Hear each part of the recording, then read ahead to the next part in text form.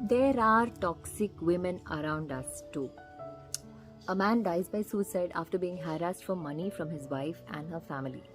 And you all would have heard of it. Let me give my perspective on this. Short attention span people, please watch till the end, okay? So let me repeat. There are so many toxic women too in the society. Men being abusive to women and vice versa, abuse has been happening all around us. Abuse doesn't only mean getting violent and physically being abusive. Emotional and financial abuse is abuse too. We all know some men, even in our parents' generation, who are suffering under very controlling, manipulative, angry women.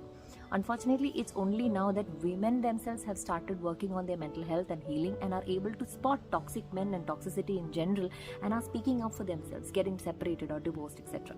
Since the volume of such issues are really high, the focus was on women getting justice. As you all can imagine the plight of living separated in this society, especially if she's not earning, if she's a single mom, all the shame and stigma surrounding divorce, plus how tedious it is to go through this whole process. So my point is the focus has been on women's issues because women are working on themselves, deciding what they can and can't tolerate anymore to get away from abusive relationships. I wish the same for men too. I have said the same thing for the last 10 years. Work on your mental health, your boundaries, what's okay and not at all acceptable for you. Identify your patterns. Why did you end up in such a partnership? Break those patterns. Because let's face it, when there is a victim, there is an abuser too. Toxic women exist, toxic families exist, money-hungry people exist irrespective of gender. Let's all focus on our own mental health and healing so we all break free from these negative patterns. The issue is so nuanced and layered that I can actually talk about it for 3 hours, But let me make it very short. Men and women, instead of blaming each other when such issues occur, we need to find answers to what makes us stay in abusive relationships. Why are we not seeing flags? Not the red ones, the yellow and orange ones when the abuse starts. Why are our boundaries so weak that we are unable to say no or establish them clearly that others can't control us or use us like puppets for our emotions, for sex or for money? In fact, the country's law and lawmakers need to be aware of spotting abusive behavior too, to make sure law helps everyone irrespective of gender. But we can't go change the law just like that. It will take time.